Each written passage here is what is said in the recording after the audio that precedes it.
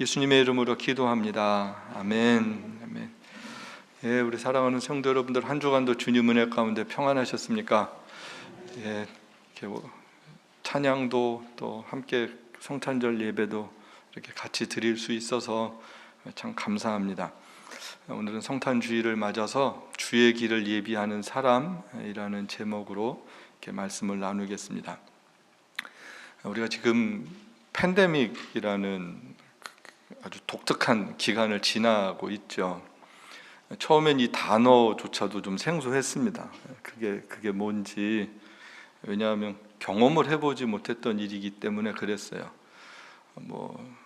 stay home, save your life 이런 말을 써본 적이 없거든요. 살고 싶으면 집에 있어라 이 말이거든요. 돌아다니면 죽을 수도 있다. 이게 막 여기저기서 나왔던 그런 기간이었어요. 이젠 조금 익숙해진 것 같아요. 그런데 아직 끝이 오지 않았죠.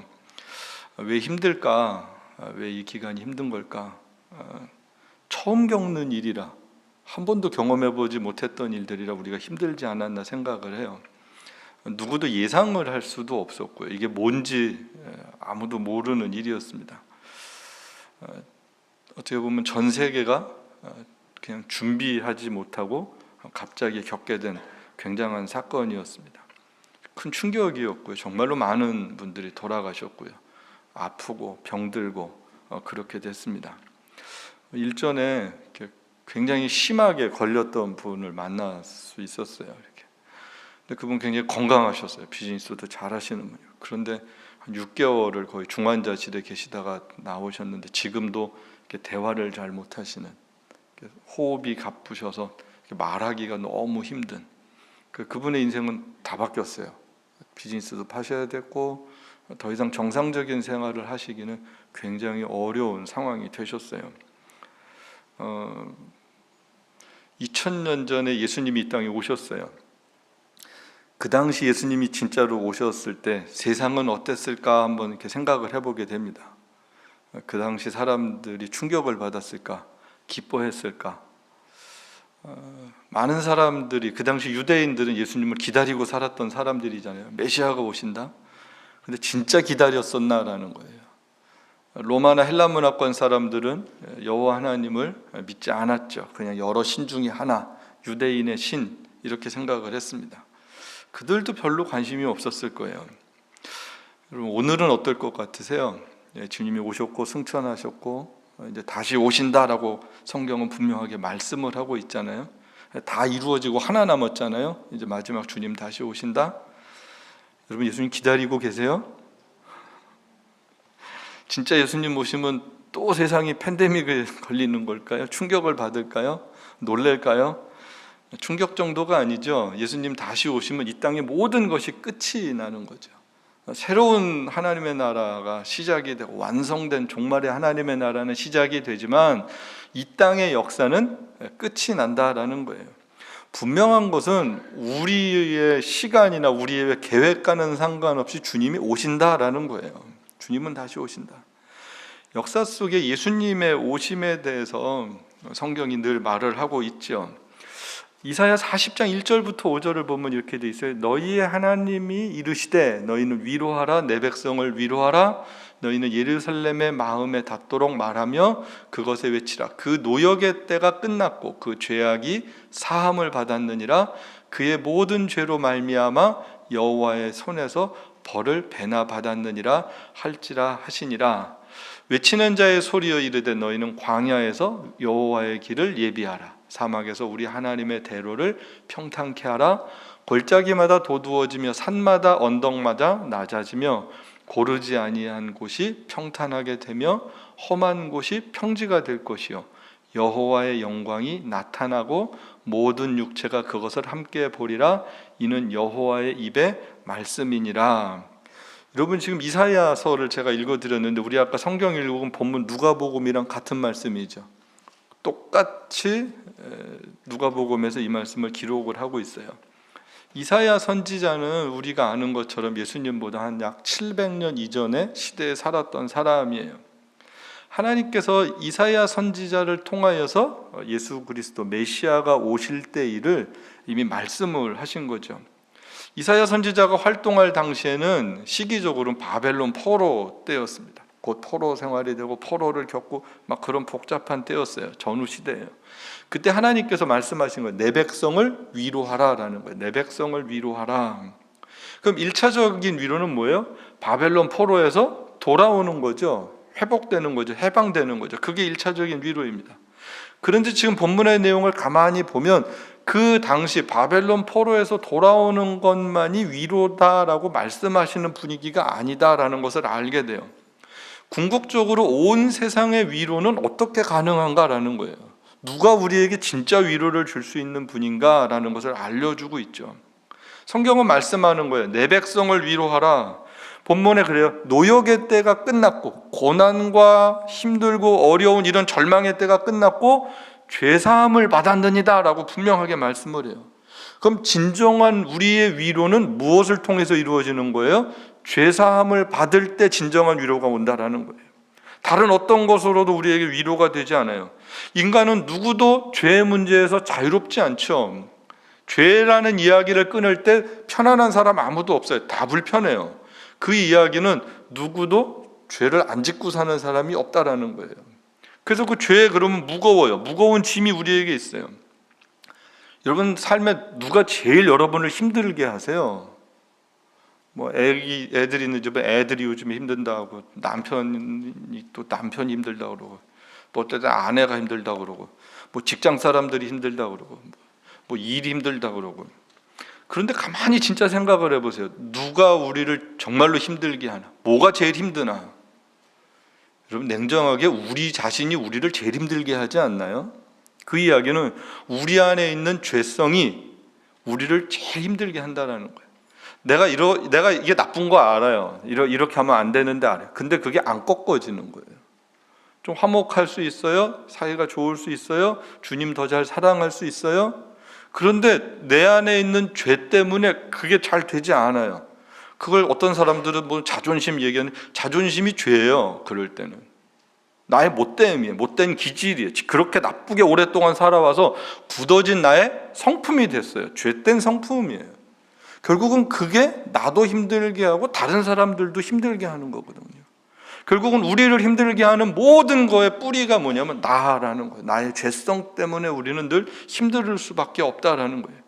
그런데 주님께서 뭐라 그러세요? 그 죄를 용서해 주실 분이 오신다라는 거예요. 우리 죄인인 거 알아요. 누구도 용서를 못해요. 나도 어떻게 잘 안 돼요. 그런데 그거를 회복시켜 주시고 용서해 주시고 새 사람 되게 하실 그분이 오신다라는 거예요. 그럴 때 진정한 위로가 되는 거죠. 온 세상의 위로는 그리스도가 오셔서 우리의 죄를 용서해 주실 때만 가능하다라는 거예요. 그 위로를 말씀하고 있습니다. 정말로 이사야 선지자가 700년 전에 그렇게 예언을 했고 예수님이 700년이 지나서 인간의 몸으로 오셨습니다. 힘들고 지친 사람들의 친구가 되셨죠. 사람들 못 만났고 외롭고 힘들고 상처받았던 사람들을 예수님은 만나주셨어요. 그 당시 사람들이 사람 취급하지 않았던 사람들을 주님은 일부러 찾아가셨어요. 성경이 그 부분을 더 자세하게 기록을 해요. 왜요? 주님이 그들의 위로가 되셨기 때문에 그렇습니다. 그들의 좋은 친구가 되신 거예요. 그들의 죄를 담당하셨다라는 거예요. 죄의 노예로 있었던 사람들을 정말로 구원해 주셨어요. 새 삶을 살게 해 주셨다라는 거예요. 신약성경 오늘 읽은 우리 본문의 누가복음의 저자 누가는 그 구약성경과 지금 예수님이 오셨을 때 일을 잘 연결을 해주고 있습니다. 그러니까 700년의 역사를 하나로 지금 연결을 해주고 있는 거예요. 누가복음은요, 예수님의 출생, 탄생에서부터 마지막 십자가까지를 쭉 일대기로 기록을 해줬거든요. 어떻게 보면 이방인들도 읽으면, 누가복음을 읽으면 예수님이 어떤 분인지를 한 방에 이렇게 영화처럼 볼 수 있게끔, 그게 누가복음이에요. 그뿐만 아니라 그 복음의 내용을 기록한 것뿐만 아니라 이어서 이 복음이 세상 속에 어떻게 전파되고 귀한 열매들이 맺고 확장이 되는지를 기록한 책은 뭐예요? 사도행전이죠. 그러니까 누가는 누가복음과 사도행전을 어떻게 보면 1편, 2편처럼 영화처럼 역사적인 배경을 가지고 스토리를 가지고 하나의 이야기로 쭉 연결을 해주고 있는 거예요. 중심은 누구예요? 예수 그리스도. 이 예수가 오셔서 어떤 일을 하셨는지, 이 예수의 복음이 예수님이 승천하신 다음에 그 복음을 들은 사람들은 또 어떻게 하나님 나라의 위로자가 돼서 살았는지를 연결을 해주고 있어요. 그래서 누가복음과 사도행전의 저자 누가는 참 우리들에게 고마운 분이에요. 하나로 잘 연결을 해줬어요. 만약에 누가가 사도행전을 바울과 함께 계속 선교 여행을 다니면서 보고 그걸 역사적 사실로 기록을 잘했잖아요. 누가복음, 사도행전이 없이 바울 서신을 이해하기가 쉽지가 않아요. 언제 여기를 가고 언제 이 편지를 쓰고 도대체 이 이야기를 왜 하고 있는지 잘 모를 수가 있어요. 근데 사도행전과 바울 서신을 이렇게 연결을 하면 이게 정확하게 들어맞거든요. 그러니까 얼마나 감사한지 몰라요. 정말로 문화와 선교, 하나님 나라에 대해서 굉장히 많은 정보들을 정확하게 주고 있습니다. 특별히 누가가 하고 싶은 얘기는 뭐예요? 그 땅에 오신 예수 그리스도가 우리의 메시아야, 구세주야, 구원자야, 이 이야기를 하는 거예요. 누가는요, 세례 요한의 이야기를 지금 기록을 하면서 이사야서를 그대로 가지고 와서 누가복음을 기록했다는 거예요. 여기선 잘 생각하셔야 돼요. 이사야서가 700년 전의 건데 세례 요한이 예수님보다 일찍 사역을 시작했잖아요. 그때 세례 요한이 이사야서를 인용해서 이야기한 거를 시간이 지나서 누가는 그 두 가지 이야기를 묶어서 누가복음으로 기록했다라는 거예요. 이해가 가시죠? 이해가 가셔야 돼요. 가만히 생각을 해요. 하나님이 얼마나 섬세하게 역사 속에 일하시는지를 생각해 볼 수 있어요. 이미 예수님이 오실 것은 구약에 예고가 돼 있고 예언이 돼 있고 예수님 정말로 오셨다라는 거, 성취가 되었다는 거예요. 그래서 이 말씀은 이사야서가 BC 690년 전에 하나님께 받은 메시지가 세례 요한 때 AD 30년경에 정말로 세례 요한의 삶으로 그가 선포하는 내용으로 성취가 되었고, 정말로 누가복음이 기록될 당시에 그걸 하나로 연결을 해서 우리들에게 정리를 해주고 있다는 거예요. 그걸 2001년 12월 달에 우리가 말씀으로 본 거예요. 여러분 기가 막히지 않으세요? 여러분 기독교 역사, 성경의 역사를 가만히 생각을 해보세요. 이게 2700년 전에 있었던 말씀을 우리가 읽고 2000년 전에 이루어지고 그걸 2000년이 지난 오늘 우리가 이걸 읽으면서 그 당시 일이 오늘 나의 일이 되고 오늘 우리 삶의 은혜가 되고 능력이 된다는 거예요. 이게 하나님의 역사가 아니면 이럴 수가 없다라는 거예요. 하나님께서 하신 놀라운 일. 그래서 우리는 믿음이 어디에 근거해 있어요? 늘 성경에 근거해 있는 거예요. 왜요? 성경은 정확해요. 틀리지 않아요. 분명히 약속하셨고 그 약속이 전부 다 이루어졌어요. 나는 그냥 하나님을 믿어, 막연하게 믿어, 내가 열심히 신앙생활하면 하나님이 들어주실 거야, 이런 종교가 아니다라는 거예요. 이건 하나님을 모르는, 성경이 없는 사람들이 그냥 최선을 다하는 거예요. 죽으라고 고생하는, 새벽부터 일어나서 기도하고 냉수로 목욕하고 기도했던 거와 우리는 전혀 달라요. 우린 지성이면 감천이 아닙니다. 하나님께서 약속하신 말씀이 그대로 이루어지는 것을 믿는 사람들입니다. 아멘이세요? 예, 하나님의 말씀에 근거한 믿음을 갖는 거예요. 하나님은요 늘 지키셨어요. 예수님께서 오셨을 때 이야기를요 누가는요 굉장히 역사적인 이야기를 해주고 있습니다. 여기 보면 그래요. 디베rio 황제가 통치한 지 15해, 곧 본디오 빌라도가 유대의 총독으로, 헤롯이 갈릴리의 분봉왕으로, 동생 빌립이 이두레와 드라고니 지방의 분봉왕으로, 루사니아가 아빌레네의 분봉왕으로, 안나스와 가야바가 대제사장으로 있을 때, 우리는 성경을 읽을 때 이게 나오면 그냥 눈으로 훅 읽고 지나가 버려요. 어쩔 수가 없어요. 여러분들은 그러실 수밖에 없어요. 이 부분은 공부를 해야 되는 부분이잖아요. 저 뭐 얘기를 하고 싶은 거예요? 지금 누가가 역사적 사실이에요. 로마 황제가 다스리던 시대, 그리고 이스라엘은 식민지로 있어서 빌라도라는 사람이 총독으로 유대 땅에 와서 로마의 총독으로 있을 때, 유다는 땅이 크지도 않으면서 세 지역으로 나눴어요. 북쪽과 가운데와 남쪽. 그래서 여기 유대 출신의 왕 3명을 1, 2, 3번으로 세웠을 때, 그리고 그 당시에 종교 지도자는 가야바와 안나스가 있을 때, 이건 역사적 사실이죠. 실제 역사의 사실이에요.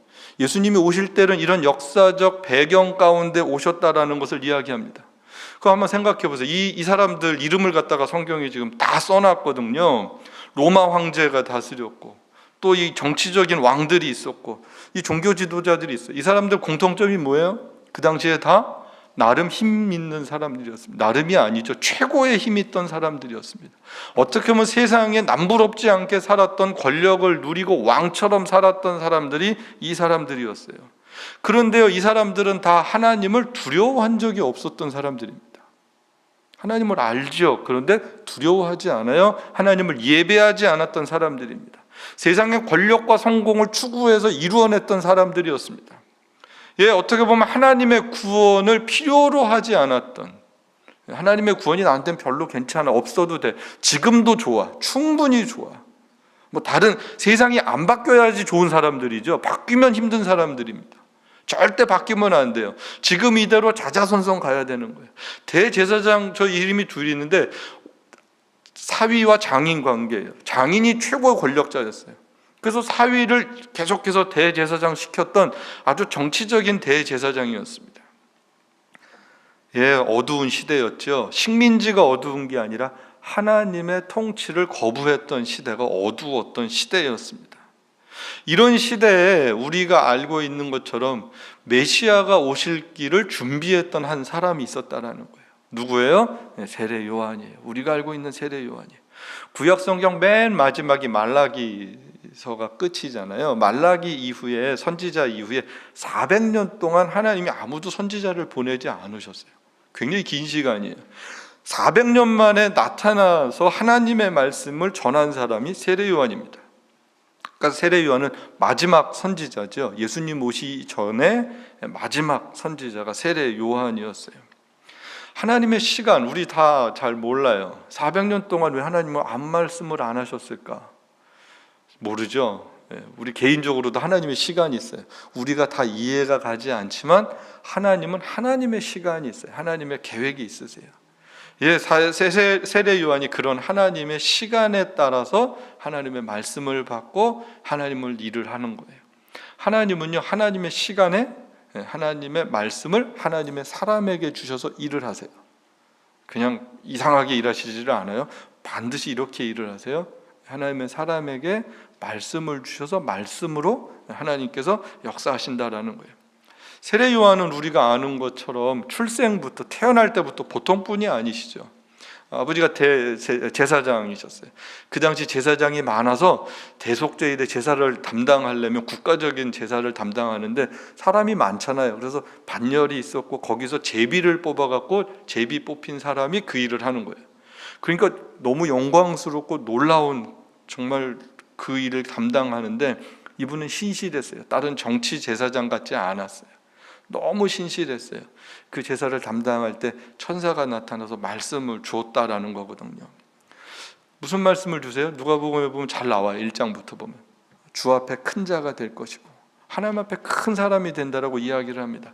많은 사람들을 주께로 돌아오게 할 것이고 주의 마음을 하나님의 백성들에게 준비시킬 사람이다라고 성경은 기록을 하고 있어요. 그리고 이름도 주는 거예요. 요한이다. 그 당시 흔치 않은 이름이었습니다. 그런데 아무리 신실해도 믿기가 좀 어렵잖아요. 천사가 이렇게 얘기를 했는데 뭐라고 얘기를 해요? 우리 부부가 이미 나이가 많습니다. 이미 늦었습니다. 무슨 징조가 있어야 되지 않겠습니까? 그런데 하나님이 징조를 주신 게 참 신실한 분인데 잠시 믿음을 잃었다고, 그럼 지금부터 요한이 태어날 때까지 너는 벙어리가 되거라. 그래서 말을 못 하잖아요. 그 징조였어요. 사인이었어요. 못 믿으면 그냥 입 다물고 있어. 그 정말로 입을 다물고 살 수밖에 없는 벙어리로 있게 됩니다. 유사한 일이 얼마 안 있다가 마리아와 요셉에게도 나타나죠. 하나님의 성령으로 잉태될 메시아 예수가 태어날 것을. 이분들도 믿기 힘들죠. 쉽지 않죠.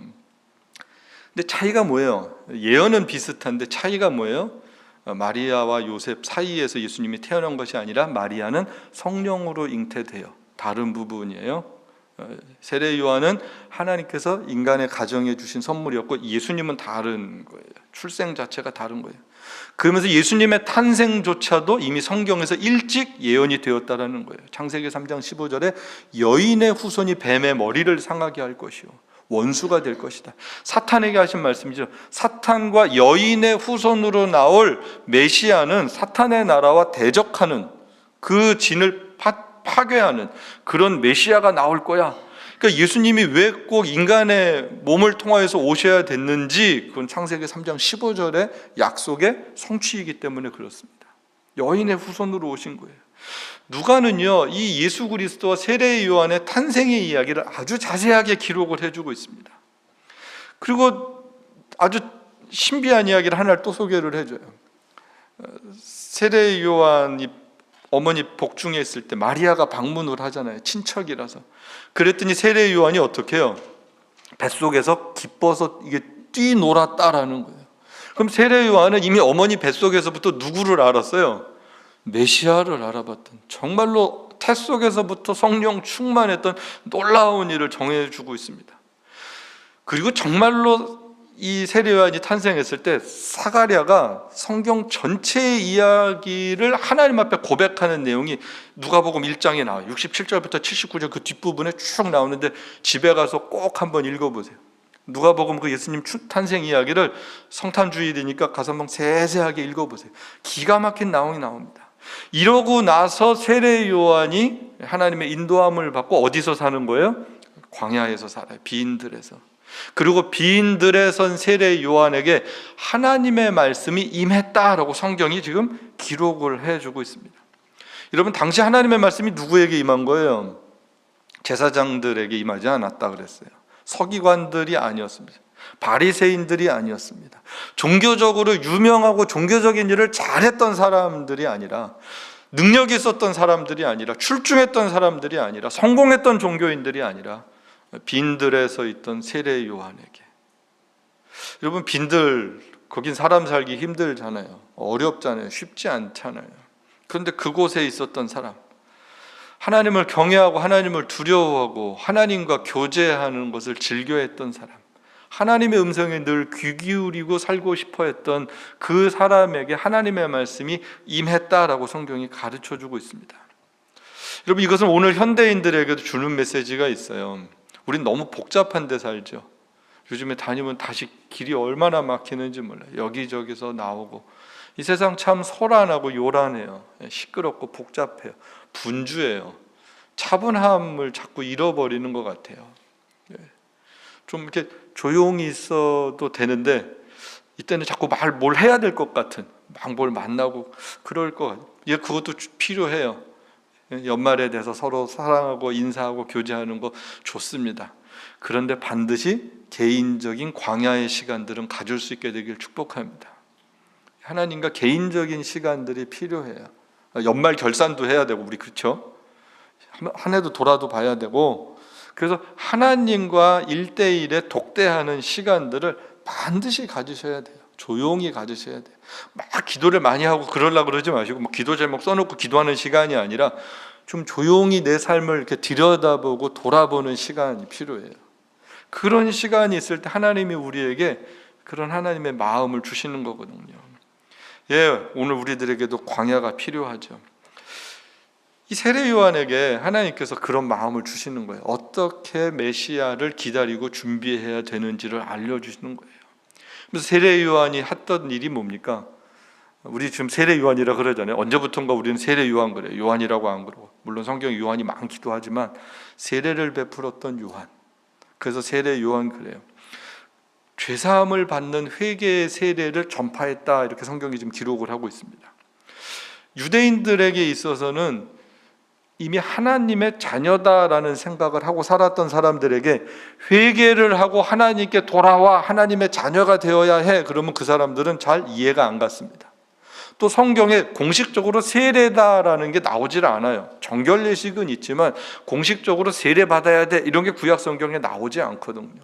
그럼 요한은 도대체 이 세례의 의미가 뭘까? 세례의 정신이 뭘까? 그 이후로부터 우리 모든 기독교인들이 세례식을 하게 됐거든요. 이 의미가 뭘까라는 거예요. 여기 보면 죄 사함을 받는 세례, 그러면 그 죄 사함을 받는다라는 거에 대한 전제 조건이 뭐예요? 죄인이라는 게 전제 조건이겠죠. 죄인이야라는 거에 대한 인식을 하고, 이 죄는 내가 용서를 받아야 돼라는 것을 미리 얘기를 하고 있다는 거예요. 그러니까 죄사함을 받는 세례는 누구만 나와서 받는 거예요? 나 죄인이야라고 고백한 사람들만 받는다라는 거예요. 그럼 의롭다고 생각했던 사람들은 받겠어요? 안 받겠어요? 안 받죠. 바리새인들이 안 받죠. 서기관들 안 받았겠죠. 그 당시 제사장들 안 받았겠죠. 그러니까 세례요한이 그 사람들 향하여서 뭐라고 이야기를 해요? 이 독사의 자식들아, 이렇게 얘기를 하는, 끔찍한 얘기를 하는 거예요. 뱀의 자식들아, 사탄의 자식들아, 이렇게 이야기를 하는 거예요. 무서운 이야기였습니다. 의롭다고 하는 사람, 거룩하다고 하는 사람 다 누구의 자식이다? 사탄의 자식이다라고 굉장한 선포를 하고 있습니다. 일반 사람들은 어때요? 오히려 나 죄인이에요 라고 세례 요한 앞에 와서 죄사함을 얻는 회개의 세례를 받았다라는 거예요. 이게 왜 필요했습니까? 죄로 인정하는 사람들만이 구세주가 필요했다라는 거예요. 의로운 사람들은요, 구세주가 필요하지 않아요. 내가 의인이니까. 병든 사람에게나 의원이 필요하다라고 주님이 말씀하시잖아요. 우리에게 예수님은 누가 필요한 거예요? 죄인이다라고 고백하는 사람에게는 그리스도의 은혜가 넘쳐나게 된다라는 거죠. 죄인이에요. 그러면 손가락질하고 지적질하는 게 세상이에요. 그런데 하나님은 그러지 않으신다라는 거예요. 하나님은 우리를 받아주시는 거예요. 회개를 통해서 하나님께 나아갈 길을 지금 세례 요한이 준비시키고 있어요. 그래서 누가복음 3장 4절 5절, 이사야 40장 3절 4절이 같아요. 우리 다시 한번 보실까요? 너희는 주의 길을 준비하라. 그의 오실 길을 곧게 하라. 모든 골짜기가 메워지고 모든 산과 작은 산이 낮아지고 굽은 것이 곧아지고 험한 길이 평탄하여질 것이요 모든 육체가 하나님의 구원하심을 보리라 함과 같으니라. 아멘. 여기 보면 준비하라, 곧게 하라, 평탄케 하라, 이 말이 나오고 있어요. 어떻게 보면 고대 왕들이 가기 전에, 그 왕이 가기 전에 길을 잘 닦아 놓는 거에 대한 메시지거든요. 이건 우리 옛날 드라마 같은 거 사극 봐도 잘 알고, 지금도 마찬가지죠. 어느 나라 대통령이 온다 그러면 일주일 전에 그 길 검색을 쫙 하잖아요. 혹시 누가 폭탄을 갖다 놨나, 그런 거랑 같은 거예요. 왕이 올 길을 준비해라 라는 거예요. 이 부분에 많은 신학자들이 영적인 의미를 부여했습니다. 그래서 골짜기가 메워진다라는 것은, 골짜기는 뭐예요? 어둡잖아요. 음침하잖아요. 계곡, 그러면 뭔가 스산하잖아요. 그 죄로 어두웠던 모든 것들, 갈등, 상처, 아픔, 이런 것들이 어떻게 되는 거예요? 메워지는 거예요. 회복되는 거예요. 상처가 아물어지는 거에 대한 말씀이에요. 모든 산, 높은 산 낮아진다 그래요. 여기 보면 높은 산만 낮아지는 게 아니고요, 작은 산도 낮아져요. 이건 무슨 의미일까요? 교만함이죠. 교만했던 모든 것들이 낮아져야 되는 거예요. 그리스도 앞에서 교만할 이유가 없죠. 교만할 수가 없죠. 여러분, 주님 앞에서도 교만할 수 있으시겠어요? 우리는 사람 앞에서 되게 교만하고 싶어요. 드러내고 싶고, 존경받고 싶고, 대접받고 싶고, 그런 마음이 사실은 건강하지 않은 마음이거든요. 그럴 게 없어요. 주님이 이미 우리를 받아주셨다면 이미 그것으로 감사하고 기쁘고 행복한 거예요. 더 이상 다른 것들이 필요 없어요. 사람에게 뭘 자꾸 받으려고 하면 주님과의 우리 관계가 이미 병든 거거든요. 다 낮아져야 될 것에 대해서 말씀을 하고 있어요. 막 성공을 꿈꾸고 그러지 않아도 돼요. 높은 교만, 작은 교만 똑같아요. 그렇죠? 똑같죠? 1억을 사기를 치나 100불을 사기를 치나 똑같은 거죠. 하나님 앞에서 도둑질은 똑같은 거예요. 하나님 앞에 똑같아요. 굽은 것이 곧아져요. 이건 정의롭지 못한 것, 바르지 못한 것, 이게 곧아진다라는 거예요. 험한 길 평탄해진다. 험한 건 뭐예요? 모든 악에 대한 내용이에요. 이런 모든 악에 대한 것들이 회개를 통하여서 평탄케 되어질 것에 대해서 말씀을 하고 있습니다. 여러분, 결론적으로 메시아를 기다리는 마음이 어떤 거예요? 이런 모든 교만, 불의, 거짓, 미움, 이런 악함을 회개하는 거죠. 회개하는 심령에게 하나님이 구원의 메시지를 주시는 거예요. 누가복음 3장 6절은 그래요. 모든 육체가 하나님의 구원을 보리라. 아멘. 이건 구원의 보편성에 대한 말씀이에요. 모든 육체예요. 유대인들의 하나님이 아니세요. 그 당시 2000년 전 땅에 있었던 사람들만의 하나님이 아니셨다라는 거예요. 하나님 앞에 나오길 원하는, 죄인임을 고백하고 회복되기를 원하는 모든 사람들의 메시아로 주님이 오셨다라는 거예요. 그래서 우리 세례 요한의 외침은 회개하라, 죄인임을 고백하고 주님 맞을 준비를 하라는 거죠. 오늘도 주님은 우리가 이렇게 진실한 회개와 또 진실하게 주님 앞에 나아가기를 원하세요. 여러분, 저는 이게 성탄을 준비하는 마음이라고 믿습니다. 세상이 들떠 있을 때 우리는 정직한 회개와 주님과 더 친밀해지는 그런 진정한 성탄절의 주인공들이 되시기를 주님의 이름으로 축복합니다. 우리 한번 같이 105장 이 찬송 먼저 부르고 주님 기다리는 마음으로 이 찬송하고 같이 기도했으면 좋겠어요.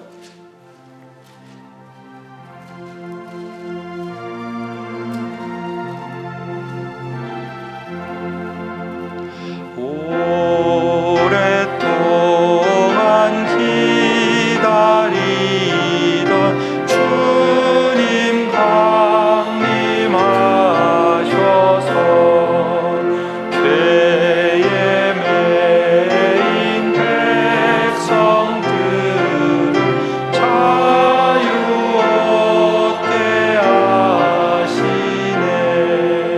주는 우리 소망이요 힘과 위로 되시니 오래 기다리던 백성 많은 복을 받겠네. 모든 백성 구하려고 임금으로 오시니 영원토록 우리들 친히 다스리시며 죄로 상한 우리 마음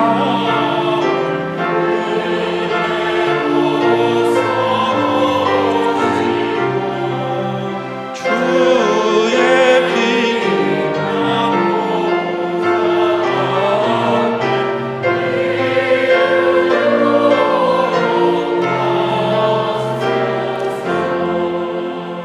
기도하겠습니다. 우리 이 시간 같이 기도할 때 죄로 상한 우리 마음을 은혜로 고치시는 주님 참 감사합니다. 우리가 회개하고 주의 빛난 보좌 앞에 이를 수 있도록 하나님 우리에게 은혜를 베풀어 주옵소서. 우리 한번 하나님 앞에 조용히 진실하게 기도하는 시간 갖겠습니다. 하나님 아버지,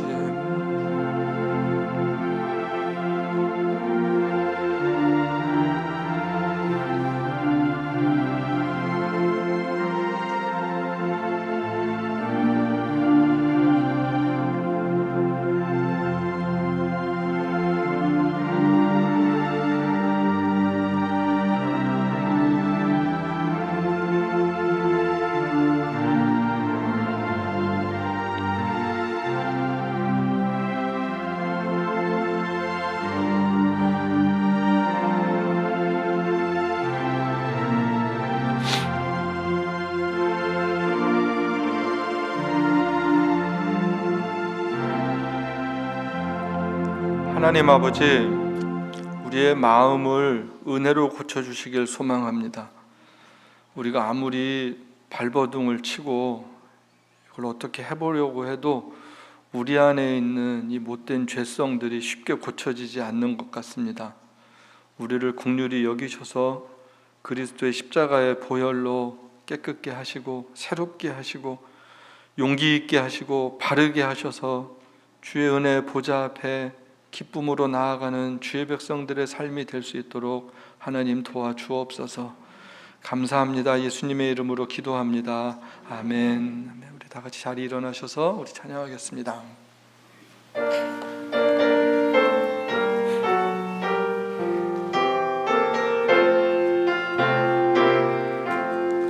전 다 찬송하기를 거룩하신 주 주께 영광 돌려보내세 구주원을 하셨네. 크고 작은 나라들 기뻐와 답하여라. 영광 받을 왕의 왕 베들레헴에 나신 주 영광 받을 왕의 왕 베들레헴에 나신 주 오늘 나신 예수는 하늘에서 내려와 저녁 몸에 나셔서 사람 몸을 입었네. 세상 모든 사람들 영원하신 주님께 영광 돌려보내며 높이 찬양하여라. 영광 돌려보내며 높이 찬양하여라. 의로우신 예수는 평화의 왕이시고 세상 빛이 되시며 우리 생명 되시네. 죄인들을 불러서 거듭나게 하시고 영생하게 하시니 왕께 찬양하여라. 영생하게 하시니 왕께 찬양하여라.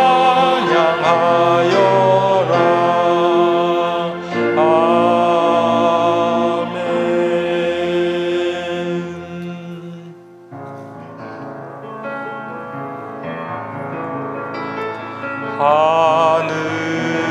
하늘에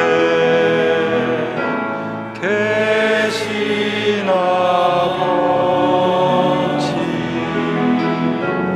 이름 거룩하사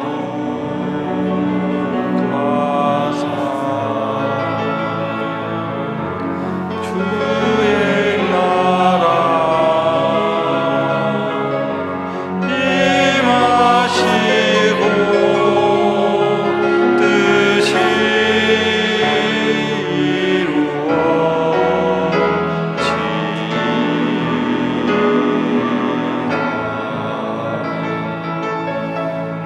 일용할 양식 주시고 우리들의 큰 죄 다 용서하옵시고 또 시험에 들게 마시고 악에서 구원하소서. 대개 주의 나라 주의 권세 주의 영광 영원히